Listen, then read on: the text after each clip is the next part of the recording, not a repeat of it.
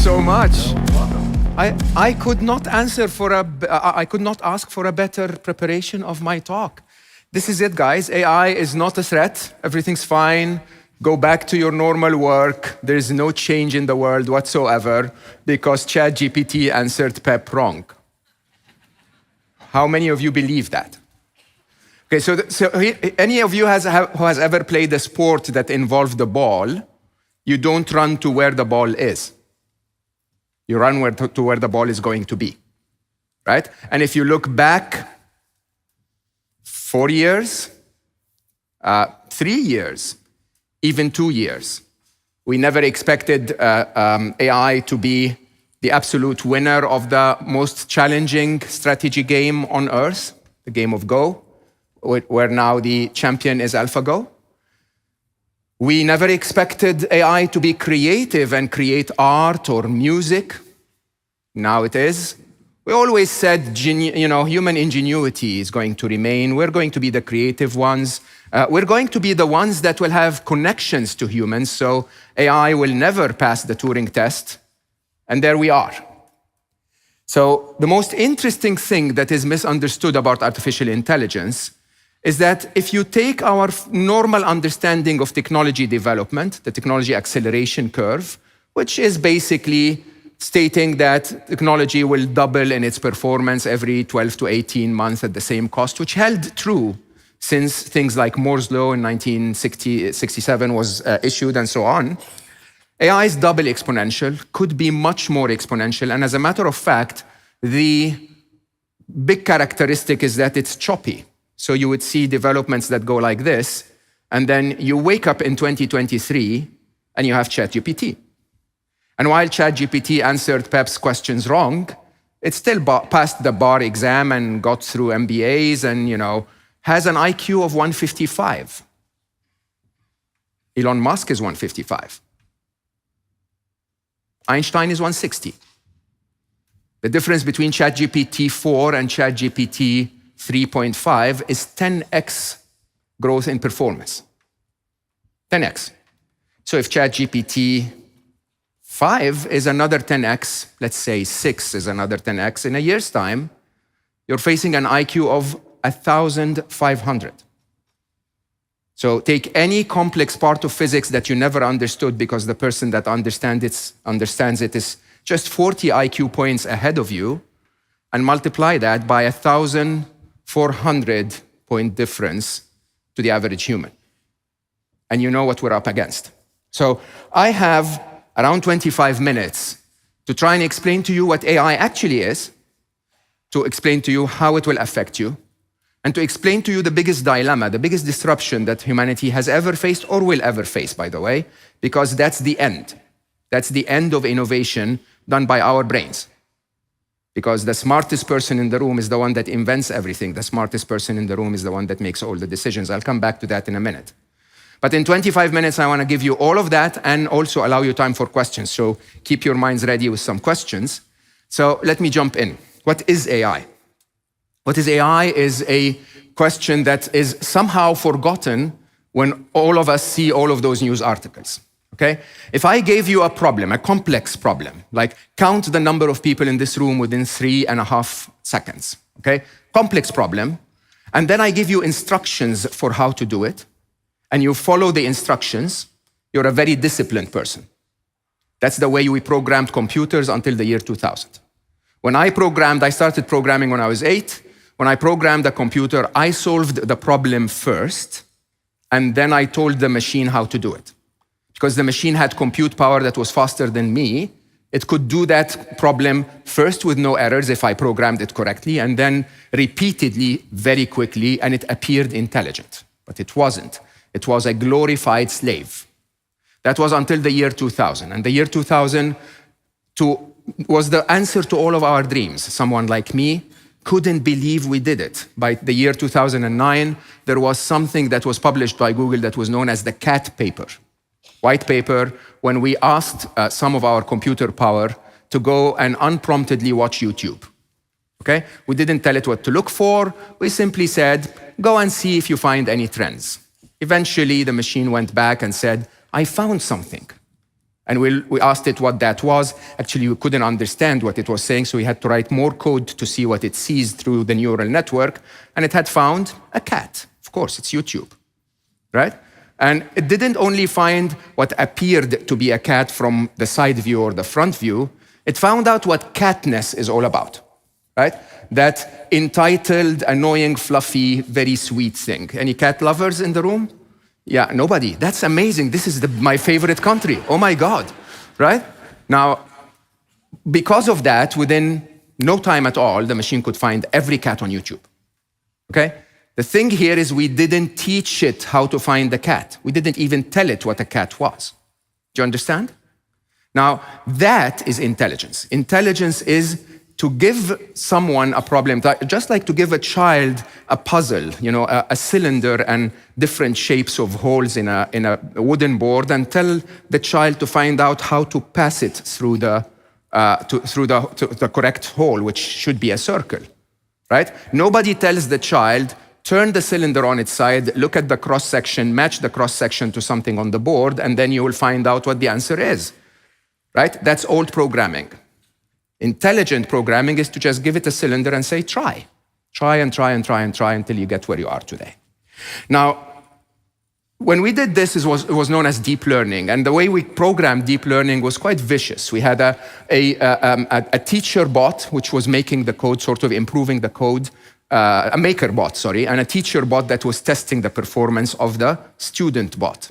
So the student bot would be asked a question. If it had it right, the teacher will say, good code, the maker will improve it. Or if it had it wrong, the teacher will say, bad code, so we would kill it.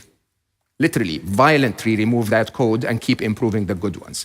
When in 2018, I would say, we started with reinforcement learning, which is what led us to the revolution that we have today around transformers, which was basically to allow us to go back to the computer and say, what do you think this is? And it would say it's a duck. And we would say, no, it's not a duck, it's a cat, right? How can you go back and change your own algorithm so that you see it as a cat?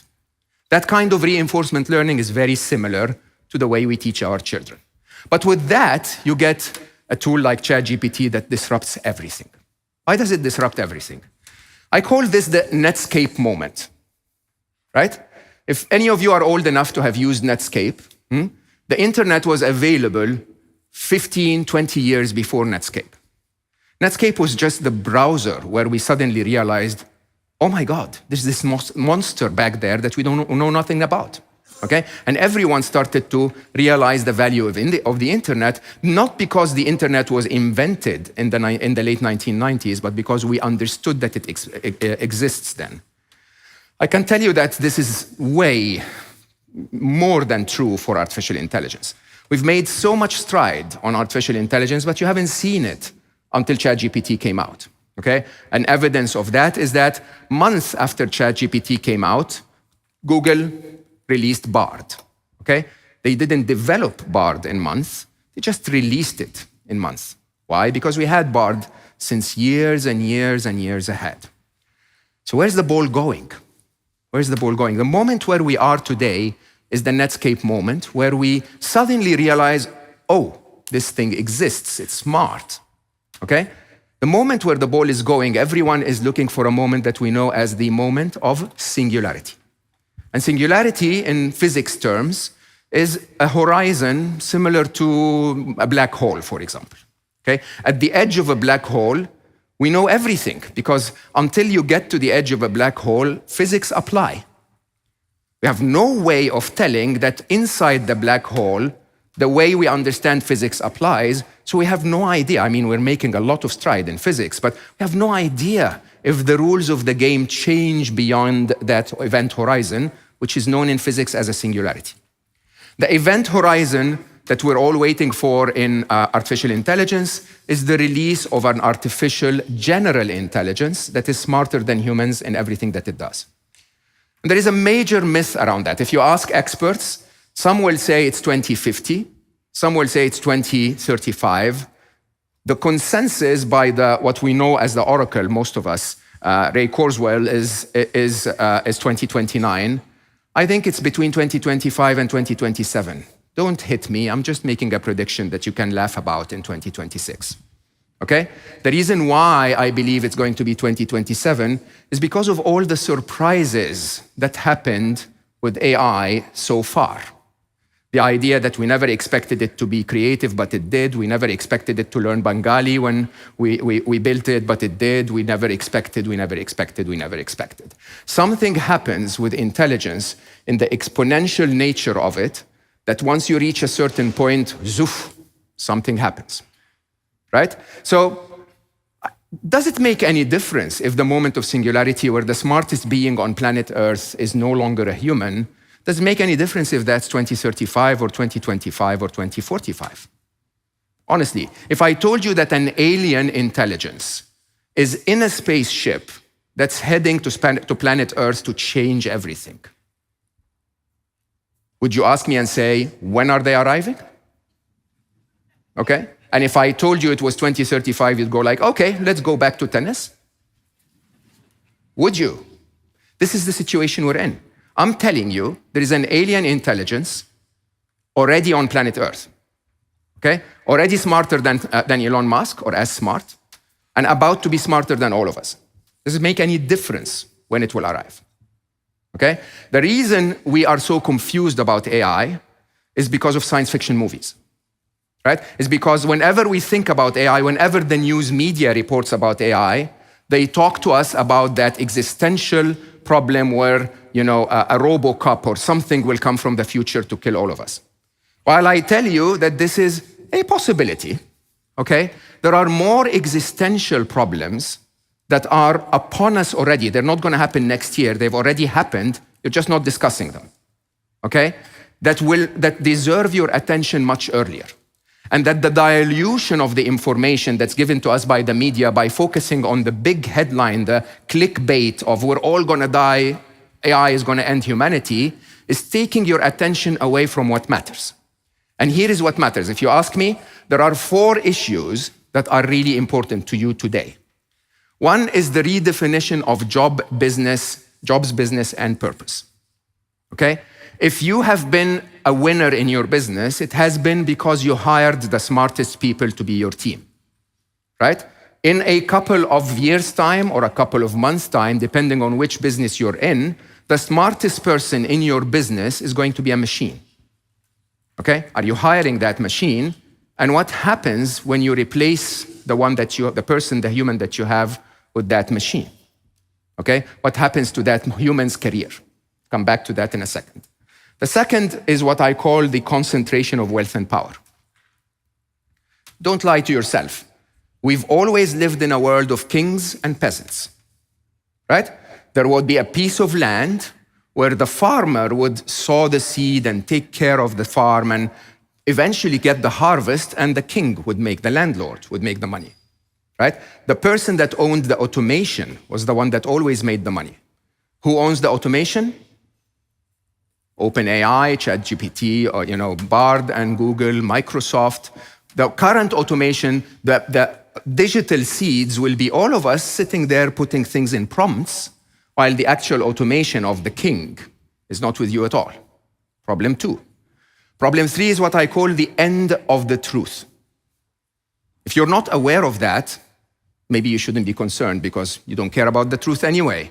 But the truth is, our definition of beauty has been completely redefined because every woman for many, many years in our lifetime has competed with plastic surgery.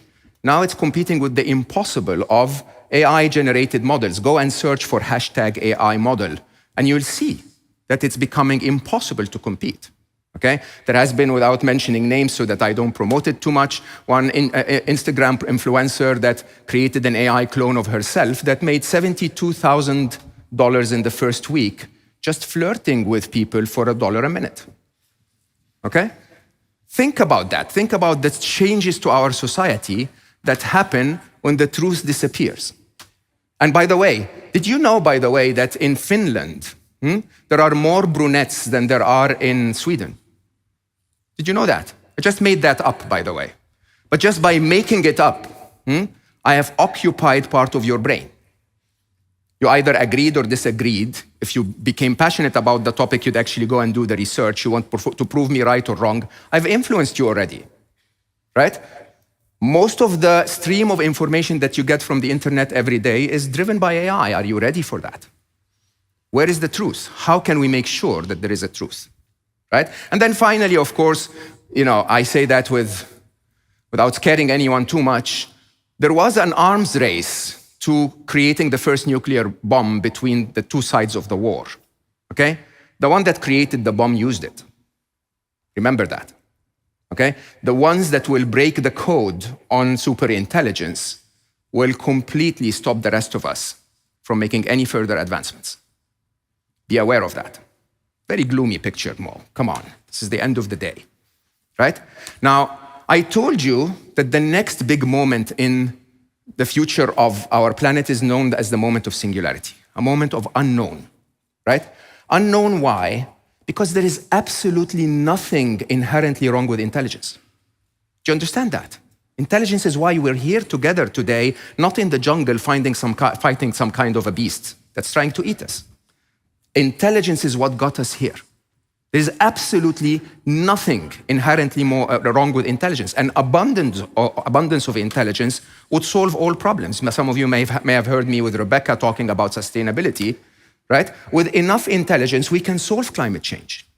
With enough intelligence, we can prolong human lives. With enough intelligence, end of jobs would be an amazing thing because, by the way, we humans were not made for jobs anyway. Right? Jobs are an invention that's 120 years old. Maybe it's all about getting together and connecting as humans and finding each other and contemplating and reflecting on things that matter. Not going to work every morning. Maybe. There's nothing inherently wrong with intelligence.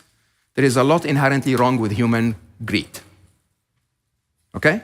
So if you give enough abundance of intelligence to a system that is capitalist and prioritizing your own power and wealth, things will go wrong.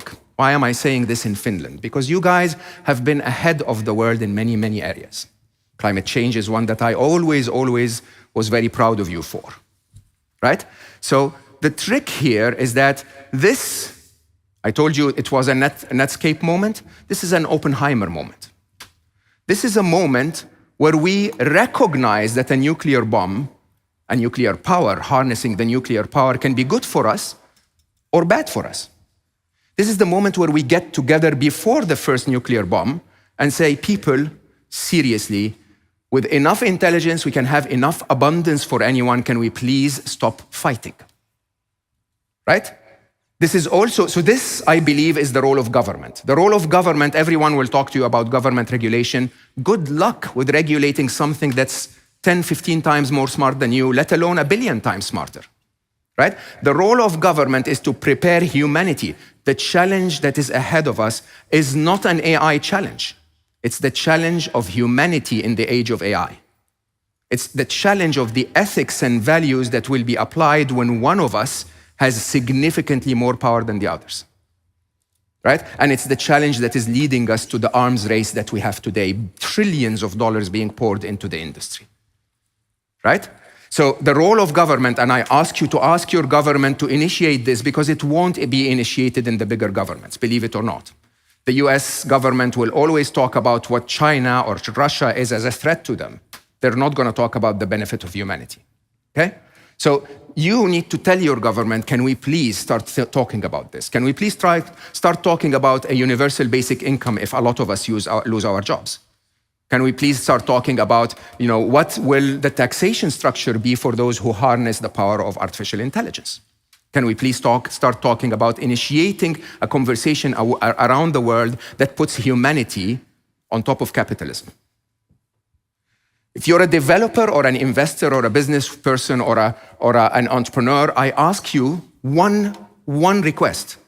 Do not use AI in a way that you wouldn't want your daughter to be exposed to. By the way, this is the essence of ethics. Because when people ask me, so what is the ethics of AI? What is ethics in general? Treat others as you would like to be treated. If you would fear that the way you're using AI is going to harm your daughter, don't harm anyone else by using it. There is an abundance of opportunity in ethical businesses. There is a ton of money to be made in climate change or curing cancer. Let's not build another autonomous weapon. Number 2. Number 3 is the most interesting thing. This is a problem of ethics This is not a problem of technology. And where do ethics come from? From every one of us. Every individual in this room, the way you deal with artificial intelligence, the data set, not the code, just as a factoid, the entire core code of ChatGPT is 4,300 lines. I could write that as a kid when I was 8 years old, right? The reason why ChatGPT knows so much is because of the data set. And where is the data set coming from? Us humans. We are the parents of the machines. We are the ones that instill the value system in the machines. So next time you thrash someone on Twitter, understand that you're telling the machine, by the way, we don't like to be disagreed with, and when someone disagrees with us, we thrash them. And then wait until you disagree with the machine. Right? The idea here is that we are setting the future. Every individual in this room, if you make your priority to behave in a way that you would like to be treated in by the machines when they are in charge, I think we'll be fine. Now, I don't want to scare everyone too much, but I will tell you openly, I think we'll be fine anyway. I think we'll be fine anyway, because humanity's arrogance has defined us as the smartest being on planet Earth. Sorry to break your hearts, we're not.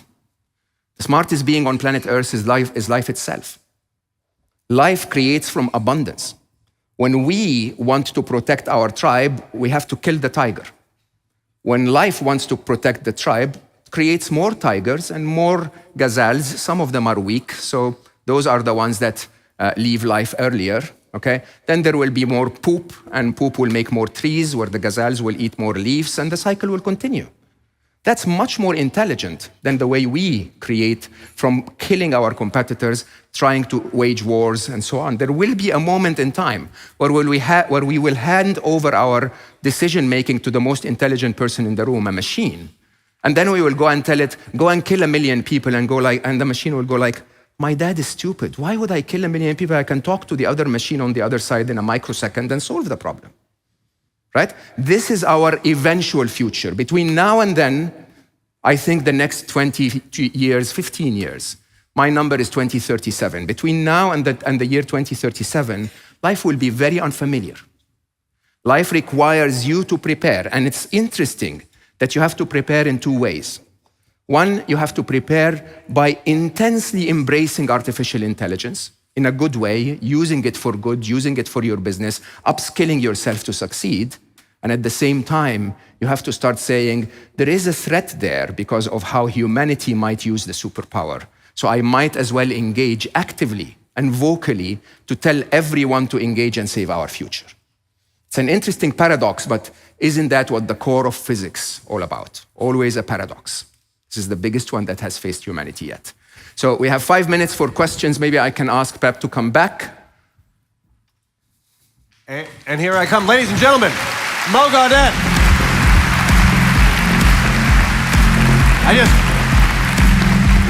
I just kicked over a light. That doesn't usually happen. There we go. It's all good. There you go.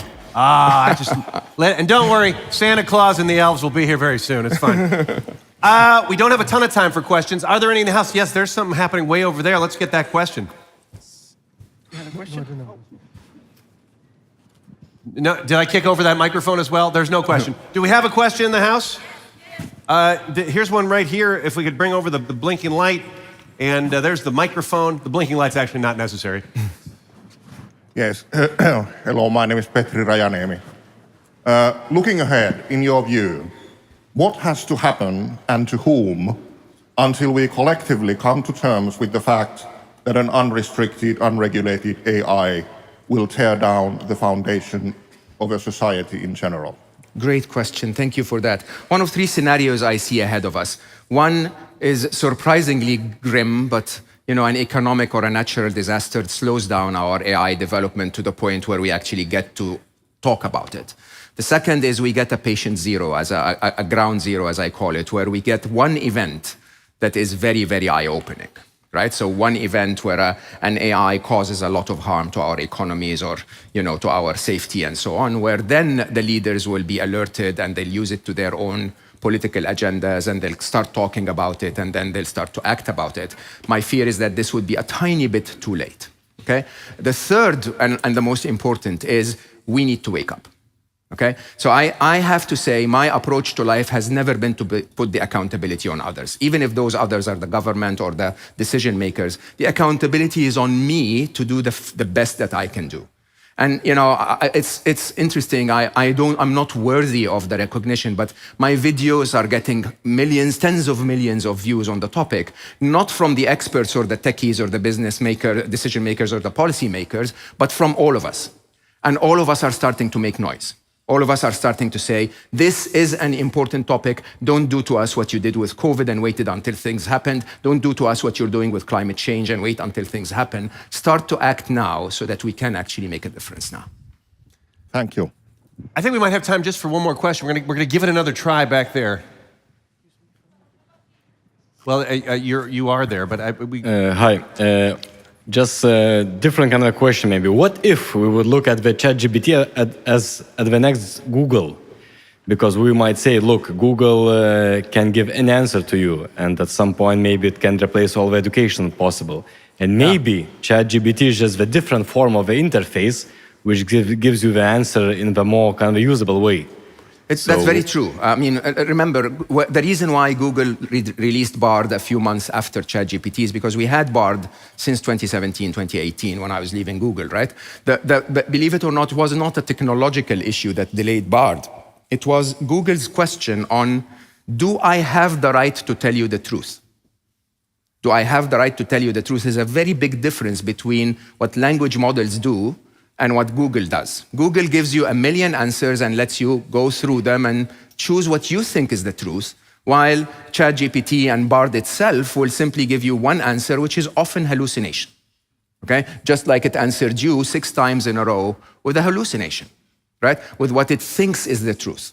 So if you ask ChatGPT about love, its view of the truth will be a little bit of human interactions about love, but a lot of novels that are written about love, romantic comedies and romantic novels, and a lot of Hollywood and Bollywood and Disney movies, which in all honesty is a very distorted view of love, right? But ChatGPT will not hesitate, and Bard, by the way, will not hesitate for a second to tell you this is what it is, right? It's a frog kissing a princess and then, the other way around, and, you know, and that's love. Okay, so here's the question. The question is, do we have a Google threat? Yes, of course, but does that matter for the benefit of humanity? It doesn't really. The real threat is humanity's acceptance that a machine has the right to tell me what is true, and now I'm not going to question it anymore. That's a very alarming place to be, right? And especially when it becomes more and more convincing, right? I'm building an app myself that's called PocketMo.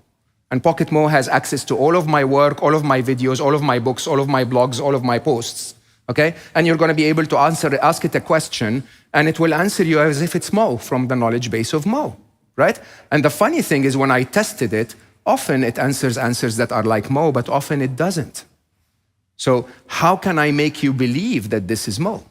Should I have the right to make you believe that this is me, right? And I think this is the most fundamental difference in our relationship with knowledge and information that humanity will face probably for the remainder of humanity.